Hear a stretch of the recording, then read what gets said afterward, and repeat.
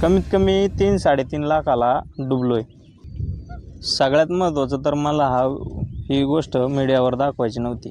गाडी दारापुढं उभं करायचो आणि टू व्हीलरवर दिवसभर ऑर्डर मारायचो। हे हात लाल झाला, आता करायचं काय? आणि मी सहज खोलून पाहिलं तर तिथं म्हणलं गाडीचा प्रॉब्लेम व्हायला लागला। असं कोणाला म्हणलं की येड्यात काढायचे की यार हे काय बोलतंय, कशाला घ्यायची गाडी, असं तसं। जाता जाता एवढंच सांगन की मित्रांनो, घाई गडबडीत निर्णय घेऊ नका। तर नमस्कार, मी गणेश टुले तुमचं सहर्ष स्वागत करतो आपल्या यूट्यूब चॅनलवर, आणि त्या चॅनलचं नाव आहे गावरान राया। तर आपण आज निवांत बसून डोंगराच्या कडेला येऊन बसण्याचं कारण एक वेगळंच आहे। दरवेळेस तुम्हाला लाईव्ह येऊन काही झाडांच्या यांच्या माहिती सांगत असतो किंवा वृक्षारोपणाविषयी मी लाईव्ह येऊन तुम्हाला सांगितलं। तर आज मी वैयक्तिक लाईफमधला एक छोटासा निर्णय घेतलेला, आणि तो पण किती महागात पडला मला। काही विचार विनिमय जास्त नसताना मी कमीत कमी 3-3.5 लाखाला डुबलोय। तर तीच गोष्ट तुम्हाला तुमच्यापर्यंत सांगण्याचा प्रयत्न करणार आहे। सगळ्यात महत्त्वाचं तर मला ही गोष्ट मीडियावर दाखवायची नव्हती, पण कुठंतरी जाणवलं की यार आपण सगळं जर ओरिजिनल सांगतोय, म्हणजे नाही का, आपण मनापासून सांगतोय, तर ही तर गोष्ट काय लपून ठेवायची? कारण आज ना उद्या मी तुम्हाला भेटल्याच्या नंतर, तुम्ही मला बोलल्याच्या नंतर मी या गोष्टी तर तुम्हाला सांगणच की नाही का, की कुठं माझं काही गोष्टी सांगतच माणूस, की मैत्री झाली की मनातल्या गोष्टी बाहेर येतातच। पण मला असं वाटत होतं की सांगू का नको। मी 6-7 महिने शांत राहिलो, मस्त व्हिडिओ बनवले, कॉमेडी व्हिडिओ बनवले, हॉटेलचे व्हिडिओ बनवले, पण आत्ता पण दडपण येतं आहे सांगावं का नाही। पण एक मला असं वाटतं की सांगून टाकावं, माझ्या मनात नाही राहत म्हणून मी सांगणार आहे। मला आता नाही का, पाहुणे रावळे हे ते कोणी पण नावं ठेवन हा व्हिडिओ टाकला आहे म्हणून, पण मला त्याच्याशी काही घेणं देणं नाही, कारण माझ्या खिशातलं गेलं आहे, कोणाच्या खिशातलं गेलेलं नाही। कोणाला प्रत्येक म्हणजे आता नाही का, कोणाला राग येईन काय येईन तर ज्याचा त्याचा प्रश्न आहे। पण नाही का, झालं तर असं की माझं लग्न झाल्याच्या नंतर मी लगेच 1 ते 1.5 वर्षात सुपर कॅरी जी CNGची गाडी आहे ती घेतली। कसे डाऊन पेमेंट केले, आम्ही दोघं कामाला जायचो, आईचे पण पैसे घेतलेले, ते सगळे पैसे एकत्र करून मी गाडी घेतली, डाऊन पेमेंट केलं आणि 5 वर्षाचा हप्ता घेतला। तर विषय झाला असा की गाडी घेतली, पण लावायची कशावर? फक्त मला तर एवढंच माहीत होतं की भाजीपाला चालू करायचं आहे आपलं। पहिल्यापासून भाजीपाल्याचं दुकान होतं, म्हणजे लय असे धंदे सगळेच केल्यात घरच्यांनी, सांगायचं काय लाज नाही मला त्याच्यात, की प्रत्येक गोष्टीचं हे अनुभव आलेला आहे। तर घरच्यांनी काय केलं तर भाजीपाल्याचं चालू केलं तर, आणि मी म्हणलं की ठीक आहे चला, मी पण तुम्हाला मदत करतो, गाडी घेऊ। गाडी घेतली आणि एक 10-15 दिवस बॉडी वगैरे बांधलेली नव्हती तिची, म्हणून मग म्हणलं काय करायचं। घरचे म्हणले बॉडी बांधून घे, बॉडी बांधली, ते पण पैसे इकडून तिकडून जुळवून नाही का, आणि नंतर मी गाडीचं हे केलं। आता मम्मी अचानक म्हणली गाडी मार्केटला नको लावायला, भाजीपाल्याला आपलं थोडे दिवस ह्याला लाव, गोडाऊनला एखाद्या लाव। गाडी घेतल्याच्या नंतरचा हा सगळ्यात प्लस पॉईंट होता की गाडी घेतली आणि मग मी मार्केटमध्ये हे करायला लागलो की गोडाऊनमध्ये लावायला लागलो। हा सगळ्यात पहिला एक मोठी चूक। आणि मग इकडं तिकडं आणि चुकून एक नाही का, मेशो ॲप चालू होता किराणा मालाचा, त्याच्यावर गाडी चालू झाली, काहीतरी 1200-1300 रुपये तो दिवसाला द्यायचा। असं 20-25 किलोमीटरच्या अंतरचं जे होम डिलिव्हरी असते किराणा मालाची ती करायचो आम्ही तेव्हा। आणि सगळ्यात महत्त्वाचं, मी गाडी शिकलेलो नव्हतो। मेन प्रॉब्लेम असा झाला की मी गाडी शिकलो नसल्यामुळं लय प्रॉब्लेम झाला। मग काय झालं की मित्रांना कोण गाडीसोबत जो डिओ येतो आहे मटेरियल हे करायला, त्याला कोणाला पण म्हणून मग मी कसाबसा महिना भरवला, कारण लगेच दुसऱ्या महिन्यात हप्ता येणार होता। आणि मग काय करायचं लय प्रॉब्लेम, म्हणजे इतकं नाही का। गाडी बुक झाल्याच्या नंतर मी माझ्या साडूला सांगितलं, आणि सगळ्यात मोठा विषय असा झाला की मी त्यांना बुक झाल्याच्या नंतर सांगितलं. त्यांनी मला सजेस्ट केलं की ही गाडी ओके नाही आहे ट्रान्सपोर्ट लाईनला असं तसं. पण एक हुडबुद्धी घेतली बाबा गाडी घेतल्याच्या नंतर बुक झाली. त्यांना मी बोलवलं, सगळं पूजा वगैरे झाली. तो आपला विषय हा चालला होता. तर त्याच्यानंतर गाडी गोडाऊनला लावली आणि सगळ्यात दुसरी चूक ते गोडाऊनच म्हणजे बाहेर गेलं, आउट ऑफ पुणे गेलं. तिथं पण प्रॉब्लेम झाला. आता काय करायचं ते महिने मला 3 महिने म्हणजे त्या गोडाऊनला जे महिनाभर काहीतरी 14-15 हजार रुपये राहिले होते ते मला 3 महिन्याने भेटले. त्याच्यानंतर मी ती गाडी घेऊन जायचो कुठं पण. म्हणजे मी नंतर हळूहळू शिकलो गाडी. एकदा 2दा धडकली, एकदा विश्रांतवाडीला जाताना धडकली, एकदा भोसरीला जाताना धडकली. आणि मी डायरेक्ट गाडीवर बसलो आणि चालवण्याचा प्रयत्न केला. मित्र थोडंफार सांगायचे. तर ह्या पद्धतीने मी गाडी तर शिकलो. पण एक मनात धास्ती होती आपल्याला ते गोष्ट म्हणजे नाही का गाडी जमत नाही आहे. आणि मी तर गाडी घेतली सगळ्या बाजूनी म्हणजे नाही का असा मोठा काय करावं हेच सुचत नव्हतं. त्याच्यानंतर मी गाडीचं काय केलं, हे झालं 2-3 महिने गेले असेच इकडं तिकडं. आणि नंतर डिलेवरी.com म्हणून एक कंपनी होती, मी तिथं कामाला जात होतो आधीच. आणि तिथं मग मी गाडीची ID ओपन केली. गाडी दारापुढं उभं करायचो आणि 2 व्हीलरवर दिवसभर ऑर्डर मारायचो. पण झालं असं की 2-3 महिने गाडी उभी राहिल्यामुळं दारामुळं शेजारी पाजारी असे उंदीर होते. उंदीर शिरला. मुंग्यांनी पण शिटाखाली चांगलं घर बनवलं होतं. एक दिवस मी सहज गाडीत झोपाय गेलो, घरात गरम होते म्हणून. लय मुंग्या चावल्या. अखिल हे हात लाल झाला. आता करायचं काय. आणि मी सहज खोलून पाहिलं तर तिथं म्हणलं गाडीचा प्रॉब्लेम व्हायला लागला. मुंग्या गंजबिंज लागायला लागला. ती गाडी मी आणि तेव्हा ओपन बॉडी होती, बॉडी बांधून आणली होती आणि गाडी दारातच उभी होती. तर म्हणलं आता काय करायचं. नंतर आमचे पाहुणे म्हणले की एका ठिकाणी लावायचे. मग परत ही फुल बॉडी बांधली. पहिले 27,000 गेले.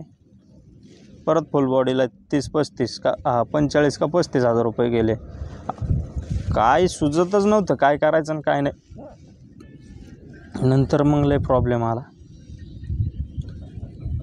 आणि मग मी कमीत कमी ती गाडी 11 महिने चालवली मित्रांनो. आणि 11 महिन्यात वर्ष पण नाही चालवलं. दसऱ्याला घेतली आणि दसऱ्याच्या अगोदर विकून टाकली.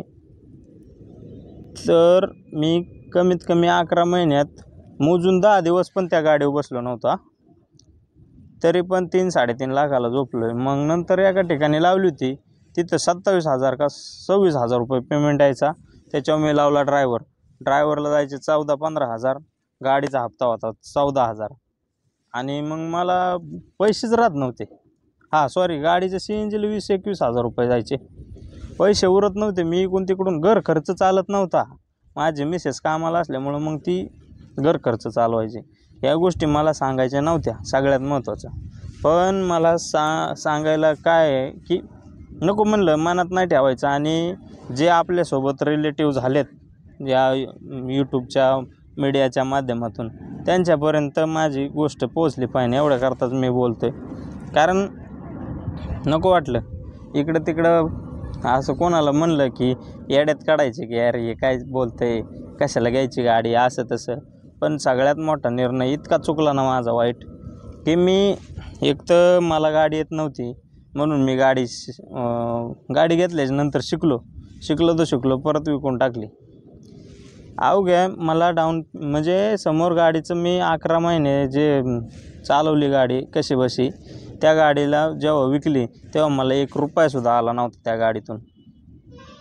फक्त नारळ आणि हार भेटला मला मागं. आणि गाडी विकायला गेलो तर मी येरवड्यामध्ये, तिकडची लांबची पार्टी होती, त्यांना दिली. पण मी असं केलं की माझं लोन होतं. मग मी म्हणलं त्यांना की जेवढं गाडीवर लोन आहे मी थोडं फेडले, तुम्ही पूर्ण लोन क्लोज करा आणि गाडी घेऊन जा. आणि विषय असा झाला की 5 लाख 4,88,000 रुपये काहीतरी गाडीवर लोन होतं. आणि मी म्हणलं ठीक आहे चालतं 4,88,000. मी त्यांना 5,10,000 रुपयाला व्यवहार ठरवला. आणि मी नेमकं दुसऱ्या दिवशी व्यवहार झाला आणि दुसऱ्या दिवशी मी गेलो क्लोजिंग करायला म्हणजे त्या बँकेत गेलो येरवड्यामध्ये. तिथं GST वगैरे मला माझ्या ध्यानातच नव्हतं की GST लागन वगैरे काय नाही का. तर त्याला लागला 18% GST. ते झाले 5,20,000 रुपये तीच अमाऊंट. आता व्यवहार तर झालेला 5,10,000चा. तिथं अमाऊंट भरायची 5,20,000. अक्षरशः मी माझे 10,000 रुपये इकडून म्हणजे मी 3 जणांकडून पैसे घेऊन ते 10,000 भरले आणि गाडी मी क्लोज म्हणजे सिव्हिल पण क्लोज केलं आणि गाडी समोरच्याला देऊन टाकली. अक्षरशः मी ना मित्रांनो तुम्हाला खोटं नाही सांगत, संध्याकाळची वेळ आहे, मी अक्षरशः येरवड्यावरून आहे ना चालत आलेलो वाव आणि रागात नाही तर इतकं हरल्यागत झालं ना मला. सगळं असं अंधारात झालेलं होता माया. म्हणजे असं झोपेतून उठल्यावर नाही तर अचानक स्वप्न पडल्यावर कसं जाणवतं तसंच इतकं काळजाला लागलं होतं ना माझ्या की आपण 11 महिन्यात माझी म्हणजे मनात कायम नुसतं एवढंच चालायचं. मी तिथून चालत होतो तरी आपली लक्ष्मी गेली. पण मित्रांनो वाईट गोष्टीचं वाटत होतं ना त्या दिवशी की माझी लक्ष्मी गेली. तिने लय अनुभव दिले मला की कोणताही निर्णय सोच समज कर घेतला पाहिजे नाही का.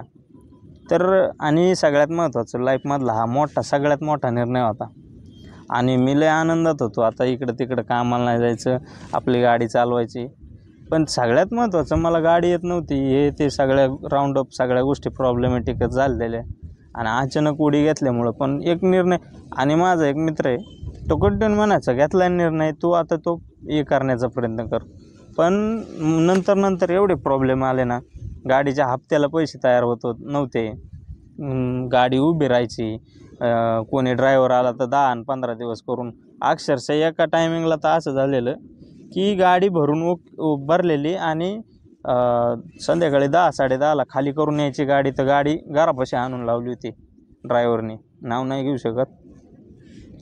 ड्रायव्हरने आणून लावली आणि म्हणला साहेब मला नाही जमत असं तसं. आणि मी दुसरे कामाला जायचो. आता काय करायचं, ओळखीचे आमचे पाहुण्यातलेच होते, त्यांना पाठवलं, तेवढी गाडी खाली करून घेतली. नको म्हणलं. आणि मी नाही का ते मोटर्सवाले असतात इकडं तिकडं विचारायचो की गाडी विकायची आहे किती वात्यान. गाडीवर होतं लोन 5 लाख नाही का, 4,88 5 लाख. तर ती लोक म्हणायचे 3-3.5 लाख रुपये होईन आणि अजून 5-6 महिने थांबा असं तसं.